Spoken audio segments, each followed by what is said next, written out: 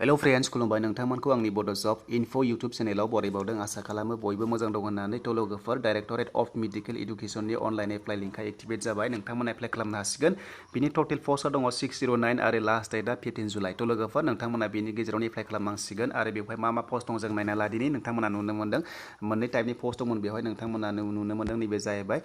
staff nurse मोनसे आरो लोगोसे दङ मोनसेया आईसीयू टेक्निशियन थ' नोंथांमोना स्टाफ नार्सआव एप्लाइ खालामनो थाखाय बीएससी नार्सिं पास खालामनाय जानांगोन आरो लोगोसे नोंथांमोनाहाय आसाम स्टेटजों रेजिस्टार खालामनाय जानांगोन आरो बिनि पे स्केला दङ 14,000 निफ्राय लानानै 60,500 जागोन आरो ग्रेड फीआ 8,700 जागोन आरो टोटेल पस्टआ दङ 484 दङ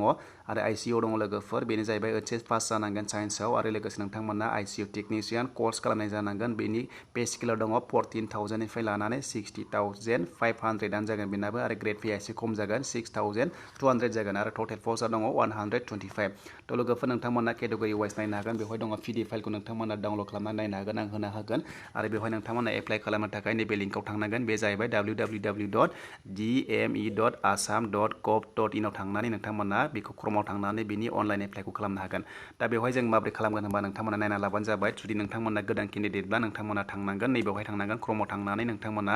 बे वेबसाइटआव बुनाय लोगो लोगो बेबायदि फैगोन नोंथांमोना बिनि थाखाय नैबे एप्लिकेसन फर्माव थांनानै नोंथांमोना नायनो हागोन बेवहाय गिबियावनो माखासे इन्सट्राक्सन नुगोन इन्सट्राक्सनखौ नोंथांमोना फरायबानो जाबाय माखासे साइजफोरखौ नोंथांमोना मिलायना लानांगोन आरो लोगोसे नोंथांमोना जादों नैबे नेक्स्टआव थुनांगोन थ' नेक्स्टआव थुनाय लोगो लोगोनो नैबेबादि पेज फैगोन नोंथांमोना पोस्ट टाइपखौ सेलेक्ट खालामबानो जाबाय आरो नोंथांमोना डाबल खालामनोबा नोंथांमोना डाबल खालामनांगोन आरो नोंथांमोना बेवहाय टेक्निकेलाव खालामबाय आरो लोगोसे नोंथांमोना बेवहाय अनलि वान अप्सनल' खालामनो हागोन आरो नोंथांमोना मोननैबो खालामनो गोसोबा नोंथांमोनाहाय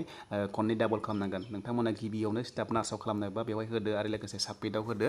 थ' साबमिटआव होनाय लोगो लोगो नोंथांनि बेवहाय एप्लाइड पस्टआ फैखाबाय अट'मेटिकलि नोंथाङा बेवहाय नोंथांनि नाम फादार्स नेम मादार्स नेमखौ होनानै गासैखौबो डिटेल्स होनानै नोंथाङा बेवहाय